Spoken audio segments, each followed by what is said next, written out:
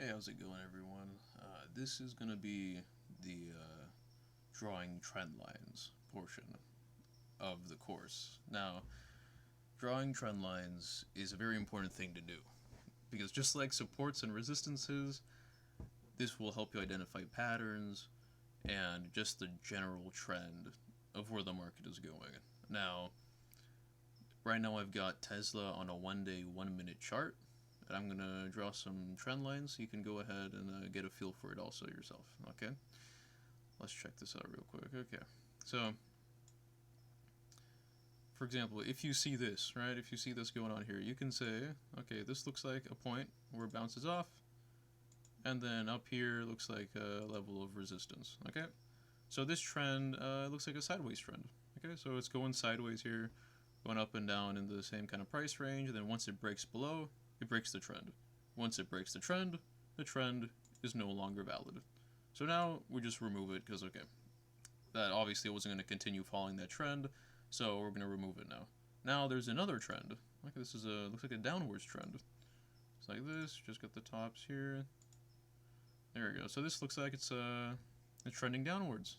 Okay, well, goes down, bounces off the bottom trend, goes all the way up, hits the top one, goes down, up, down again, and then boom, broke the trend. Okay, so what do you do when it breaks the trend? Okay, well, now we know that this trend is no longer valid, so we're going to go ahead and remove it.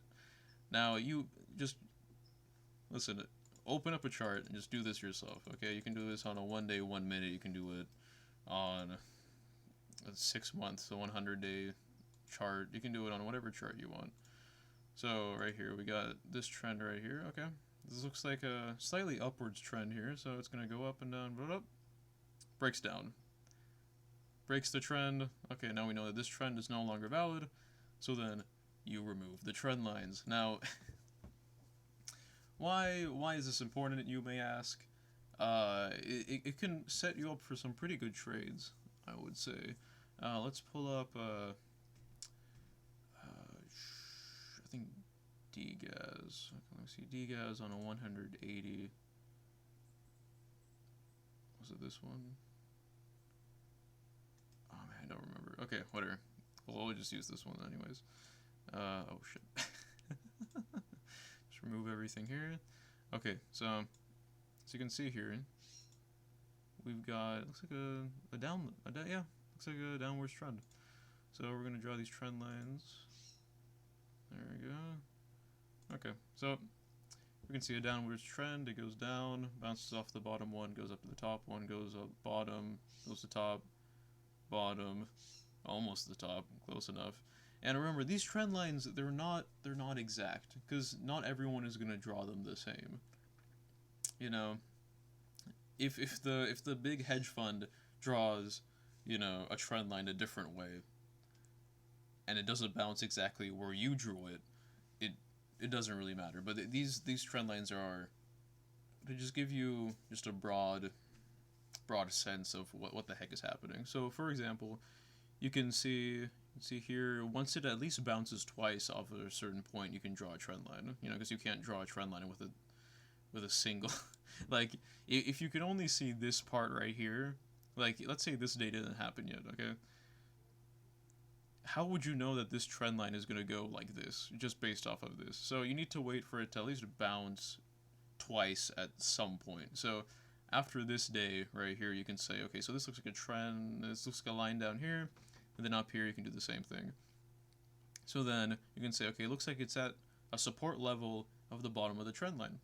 So let's say you buy in, goes up to the next one, to the high point of the trend line, and you can sell it. And see that this is how you would use trend lines. And if it breaks down, like you see here, trend here, and it's really struggling, it breaks underneath. It breaks underneath and it can't get back up. Then at that point you say, okay, well, it looks like it's breaking the trend, so I'm going to sell just because it broke the trend. So if you sell, maybe it goes down and then it comes back up later, cool.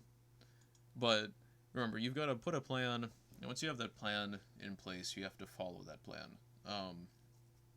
So you're going to say, okay, so I'm going to buy down here, and then if it breaks the trend and it closes underneath the trend, then I'm gonna say, okay, probably doesn't, it's not valid anymore, so I'm gonna sell it. Okay, and you have to try your best to be a disciplined trader and actually follow those rules. You can't just bag hold it. You can't keep it even though it broke the trend, and then get an even bigger loss. And then when you're down a bunch of money, then you keep on holding it because you don't want to sell it for a loss. But go ahead, open up a chart, follow these trends. We got an upwards trend here. Just follow these trends. Just draw them. Get a feel for it, kind of understand how they work, and then this will help you out. This combined with support and resistance levels, combined with a bunch of other stuff, it's gonna make trading the stock market a lot easier. So this is just another piece of the puzzle for you guys.